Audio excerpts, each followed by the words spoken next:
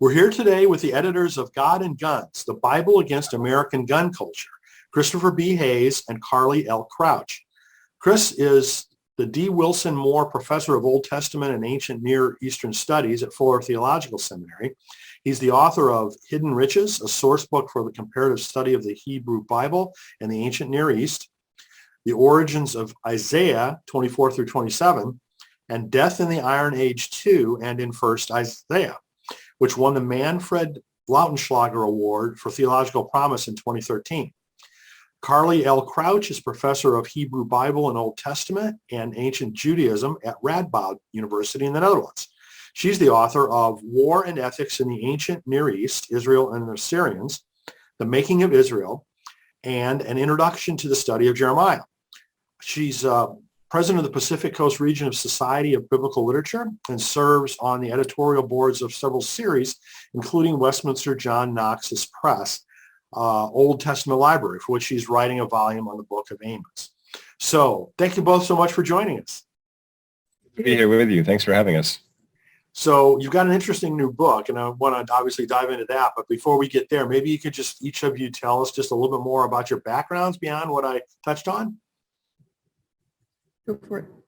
Sure. Well, since I know that many of your viewers are writers, I'll share that I have a long background with different kinds of writing. I've been a published poet. I've been a newspaper journalist, and then I found my way into academia, searching for something that would feel more enduring to spend my life on. And so, I found my way to seminary, and then onto the PhD in Hebrew Bible, and finally here to Fuller in 2008, where I've been ever since, teaching seminarians and writing.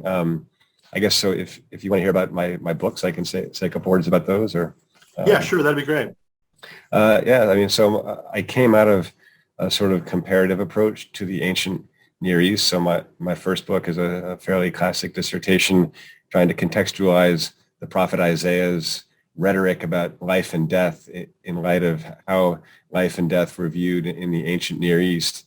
I think it's my second book that has been the most fun for me. It's called Hidden Riches, and it's a kind of a textbook trying to explain to lay people or just the man on the street why people would want to compare the Bible with other ancient literature and what comes out of it when you do that. And so that's been a nice thing to be able to hand to people who want to know more about our field. Cool. Carly, go ahead.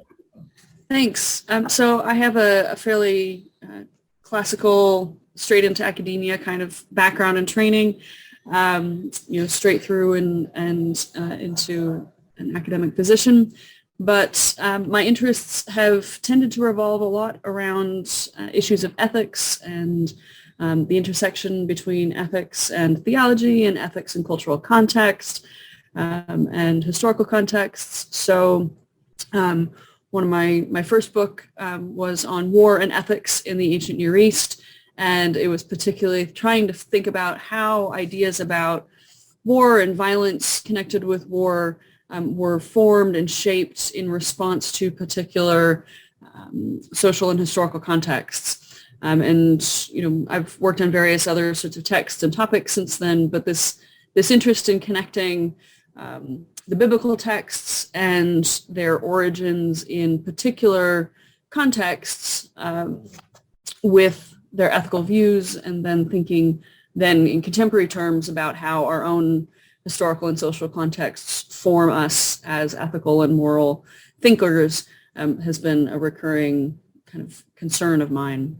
So God and Guns is part of that wider interest and kind of project. And as I mentioned, you're at Radboud now, but you were previously at Fuller. That's correct. Yes. So I spent a few years at Fuller Seminary, having really lovely, fantastic conversations with particularly students who are really engaged with these questions of how do we connect these ancient texts to the contemporary questions and concerns of our modern world. So God and Guns, we did another conference on migration issues and what the Bible might have to say into contemporary so-called migration crisis. I've done a little bit of work on American incarceration practices, thinking about what a prophetic voice like the book of Ezekiel might have to say to that system. And those really arose out of conversations with students. So that's been really a privilege to have those conversations.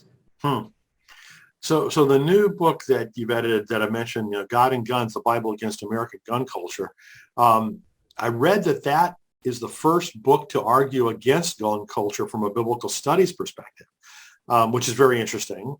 Is that what motivated you to write that?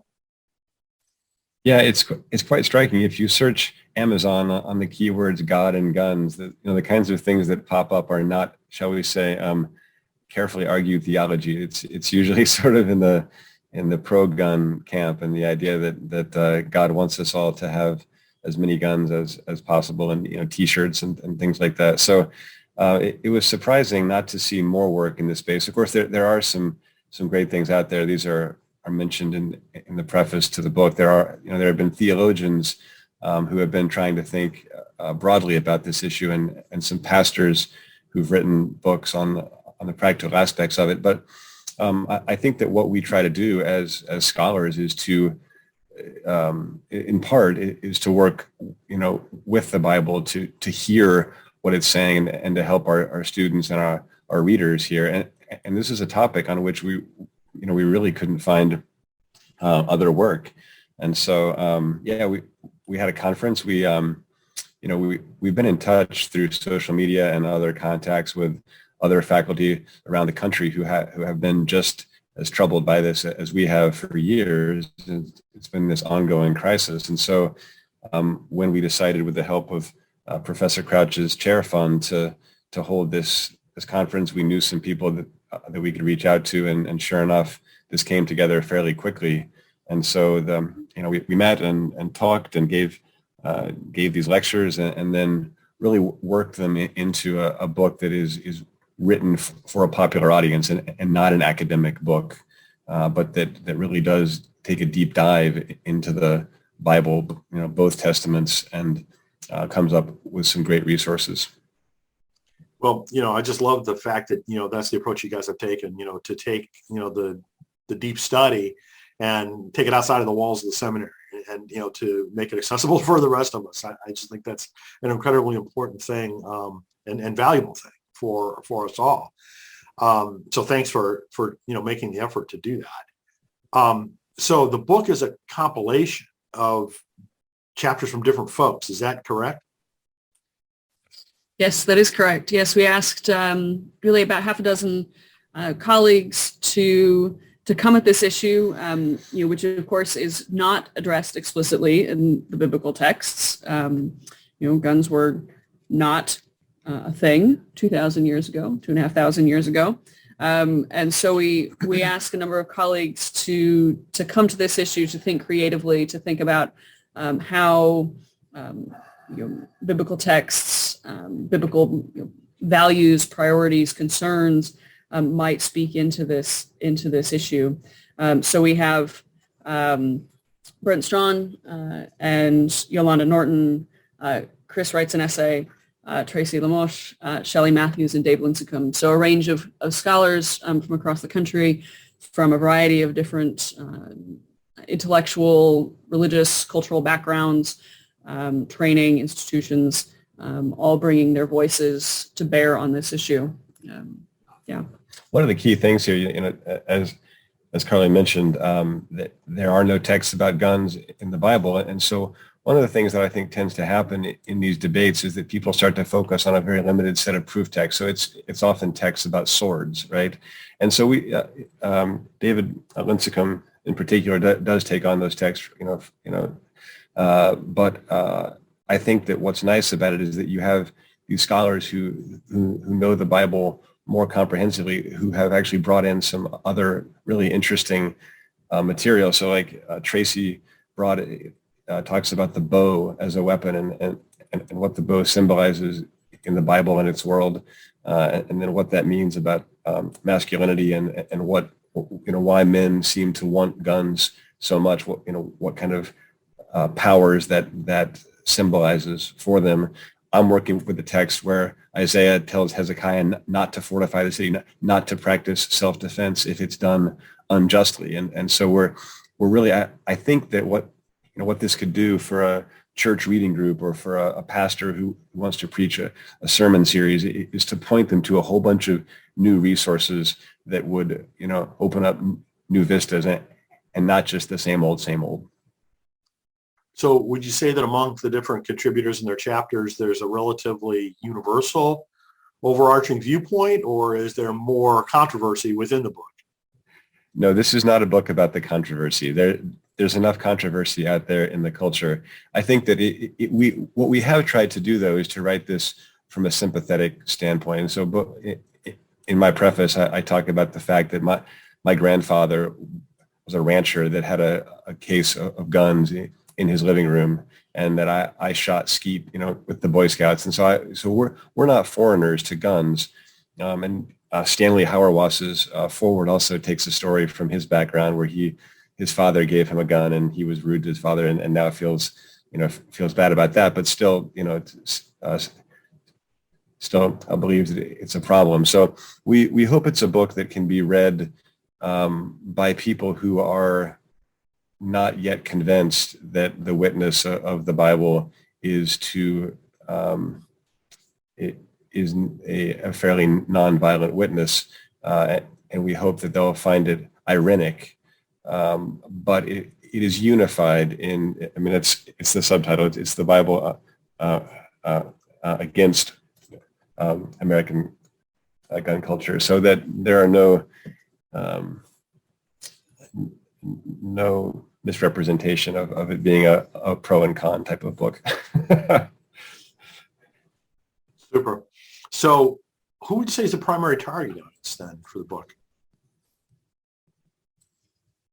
Interested parties across a pretty wide range of contexts. I mean, perhaps amongst the obvious target demographics, lay Christians in the pews, people who perhaps are living and working in contexts where guns are prevalent, are trying to think carefully and thoughtfully about what the biblical texts might have to say about gun ownership and the use of guns, the place that guns have in American culture.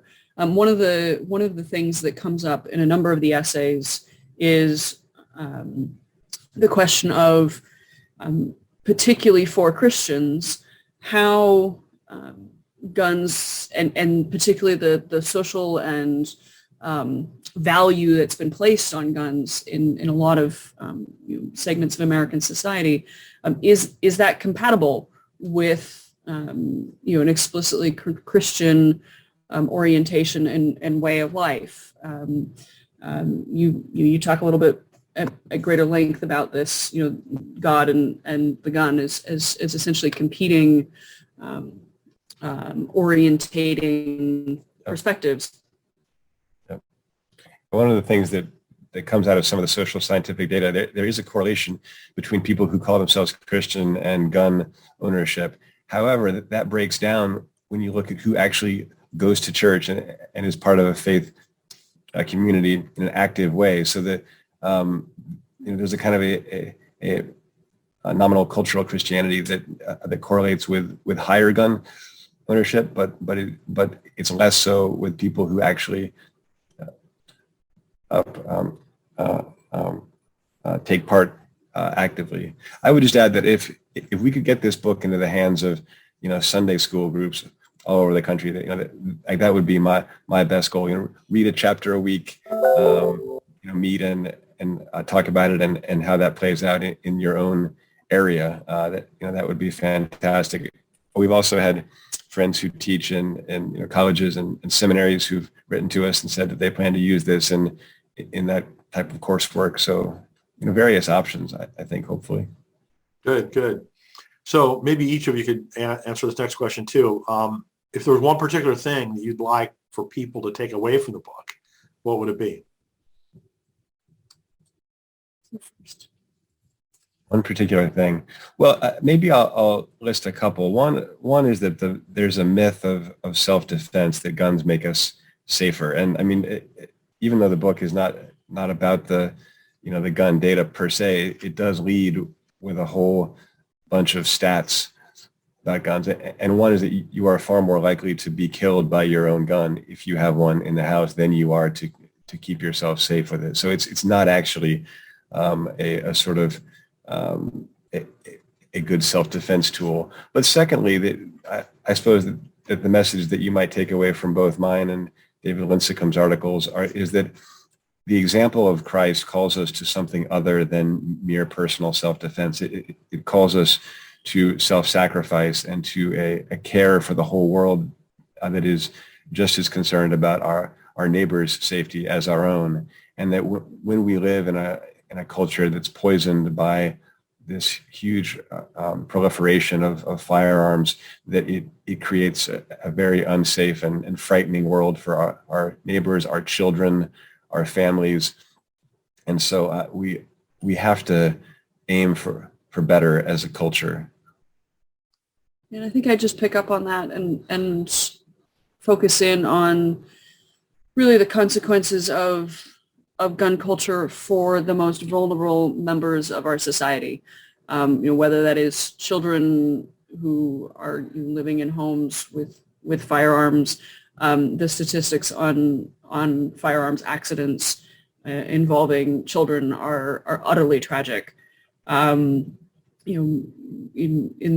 beyond sort of the immediate confines of the home, the proliferation of guns and a highly militarized, violent culture, in neighborhoods and segments of our communities that are already vulnerable, and that's in many places turned into a spiraling, a downward spiral of violence between the state and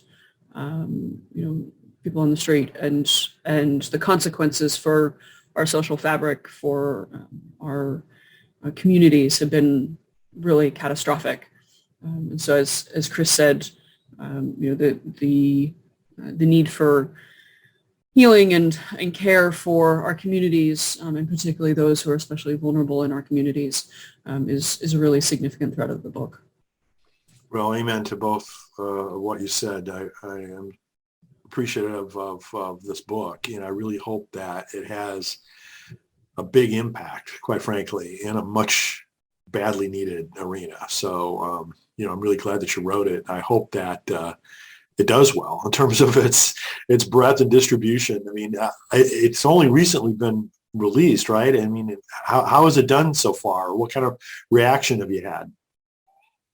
It's been too soon to see the sales numbers of it. I suppose it's probably been ranked okay on Amazon, and but we tend to only get the year-end reports, and but I will say this, that I mean we've done 4 or 5 different podcast type interviews with different people. So from the standpoint of the PR interest, it's been far beyond most of what we write. I think that's safe to say. Yeah, and I think anecdotally, I mean, I think certainly our experience of the public reaction to this book has been very different than, we certainly write scholarly books for our scholarly audiences, and, people in our fields are interested in those things, but there's been a much wider and, really quite robust response to the announcements of the publication.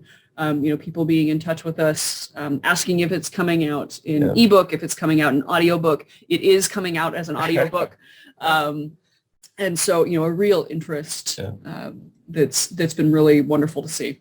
I think that there'll be 2 phases with this book's reception. So it's a kind of a high 5 thumbs up book where people hear just that you've done it and they're like, oh, cool, high 5, great. But then, I just had a friend who's a faculty member outside of theology who's not a Christian at all, who wrote to me yesterday to say, wow, this is so great. This is what Christianity needs. So I'm hoping that it's it's a better representation of Christianity out there in the culture than how we're usually linked with guns, which is as pro-gun. But we're also hoping for a long tail, as it were, with the reception. We're hoping to hear back in 2 or 3 years that that someone's taught this book, that someone has had their church read this book, and that it's changed the conversations in all those different contexts that we're hoping to inspire. So I'm not, we're not concerned about the sales as such, but we're hoping to change the culture.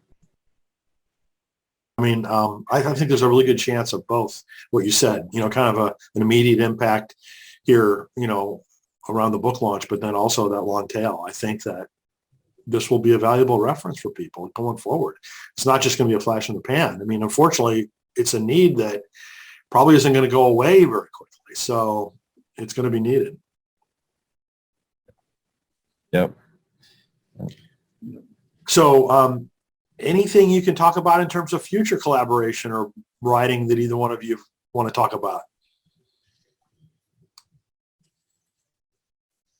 Oh, I suppose I might mention, you mentioned I'm working on a book on Amos.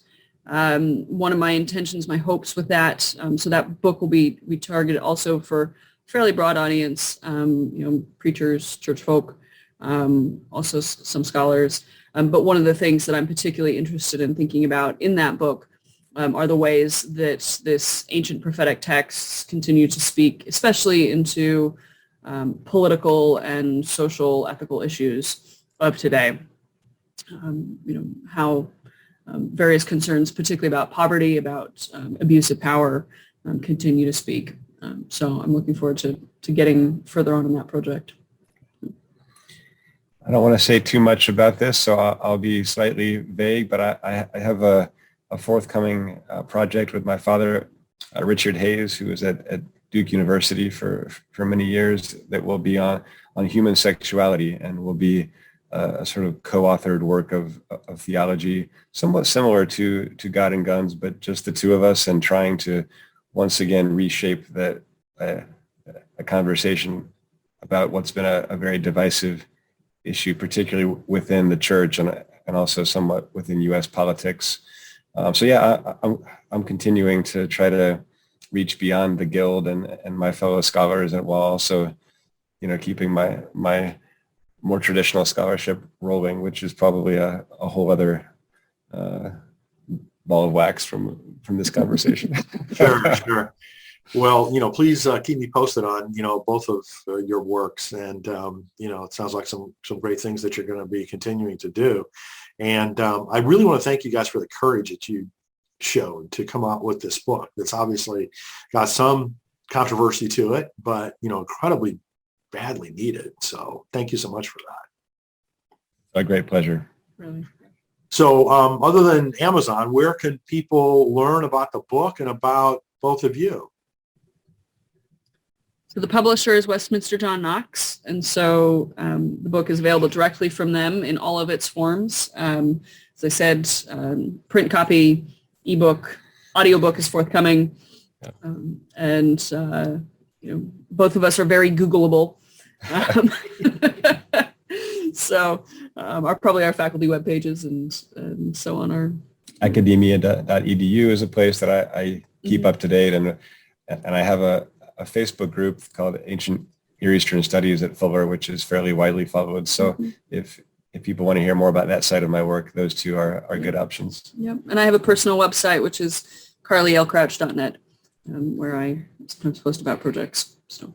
Fantastic. Well, Carly and Chris, thank you so much for, doing this work and for spending time with us. And I'm glad to help you get the word out about it. Thank you, Brian. Thank you.